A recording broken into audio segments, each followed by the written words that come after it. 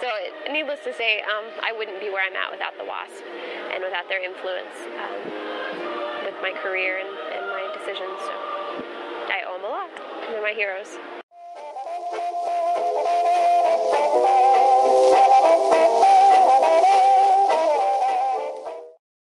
As President Roosevelt's New Deal tried to save the country from the Great Depression, women were finding that they had an ally in the White House. Eleanor Roosevelt was a huge supporter of women's rights. She told Success magazine what she wanted most in life was the opportunity of doing something useful. Many women were feeling the same thing that Miss Roosevelt was feeling. The women of America would have that chance soon.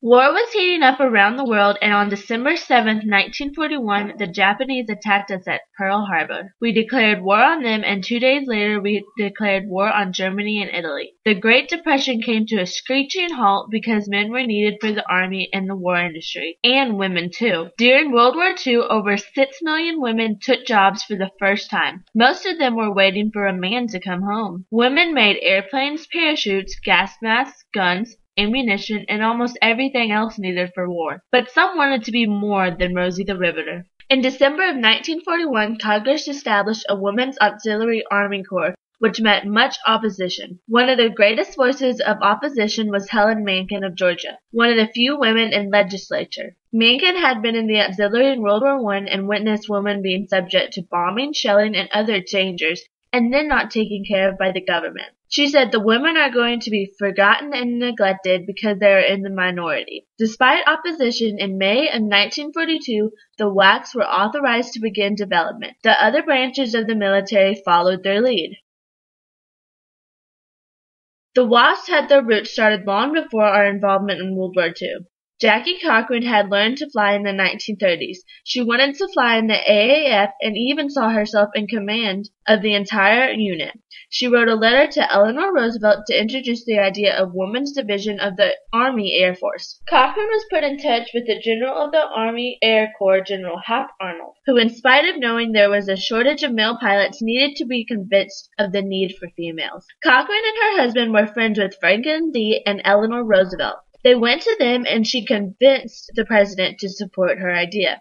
At about the same time, a pilot and clerical employee in the Air Transport Command named Nancy Love was pitching a similar idea to her boss, Colonel William Turner. He liked this idea, sold it to his commander, General George, and they announced the forming of the WAIFs. Cochran, not to be outdone, went to General Arnold and reminded him that this was her idea. Ultimately, 2 women's groups became one as the WASP. But because of the hurry-up attitude that Cochran and Love had, the girls were hired on as civilians, and this would be their downfall. Once the program got started, 25,000 women applied, looking for the opportunity of doing something useful. Because of the Army wanted to train pilots to fly the Army way and not to train women to be pilots, only 1,830 were accepted to the training program. The requirements included a commercial pilot's license, a high horsepower rating, and 500 hours of flight time. Along with that, they needed 2 letters of recommendation. Of these, 1,074 women won their wings.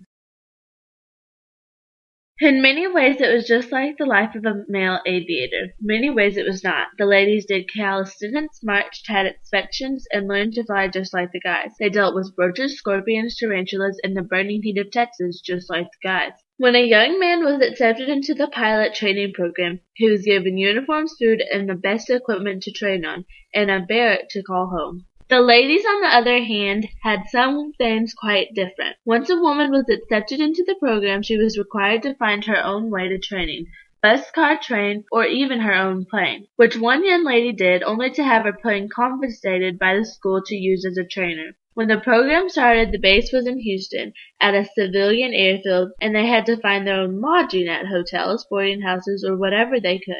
The equipment that was given to the WASPs to train on was the stuff that men didn't want to use. The girls were issued jumpsuits that they nicknamed zoot suits, because the leftover men's coveralls were not cut for a woman in size too big. They would tie the belt around them and roll up the pants at the ankles to make them fit. The girls weren't quite as fashionable as their mascot Fifinella. She was created by Ronald Dahl and drawn by Walt Disney and came to be known through the Air Force. The male pilots for the most part treated the Wasp with respect. In trial-based reports, the Wasp performance was rated as exemplary, but there was those who resented the females. In spite of the men's feelings, the women would do anything asked of them. They would tow targets behind their planes that crews would fire live ammunition at for training and qualifications. The bullets were coated with colored dye that would leave a mark on the target, allowing them to be scored. In many cases, the Wasps were given a plane that the male pilots felt was unsafe or unflyable. The Wasps probably saved thousands of lives with their can-do attitude. The plane that carried the second atomic bomb that ended World War II was the B-29 Super Fortress bomber. When Boeing built this huge plane, the men said it was too big to fly safely, and they had problems flying it. Some well-chosen Wasps flew the plane with ease and later trained the men on it.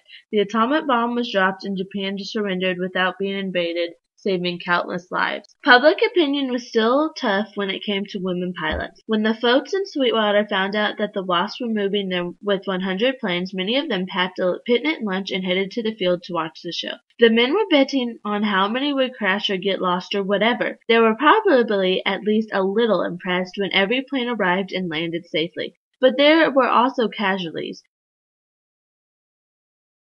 38 women lost their lives during training or on missions along with some male instructors. The worst casualty was that of the WASP program. In September of 1943, a bill was introduced to Congress to militarize the WASP. After much debate and testimony, the House voted down H.R. 4219 that was a fatal hit to the WASP. Remember, they were all hired as civilians. It was the first item that was backed by the Air Force to be voted against since the start of the war. After that, the media quickly jumped on board against the WASPs. The Washington Daily News reported that of the 1,000 WASPs, 25 were killed, the number at that time, and that was more than the WATs, WAVES, SPARs, and Army nurses combined. They wanted to show the WASPs as being incompetent. However, flying was dangerous, and if the WASPs were compared to the male pilots, the numbers would have been better than the men's. The war wasn't over. There is still work to be done. There was no way that they would not want the WASPs' help finishing this war. But in the face of mounting public pressure and lack of support, the WASPs were disbanded. The last class of women, Class 44W10, graduated on December 7, 1944. 2 weeks later, were told, "Thank you, you may go home now."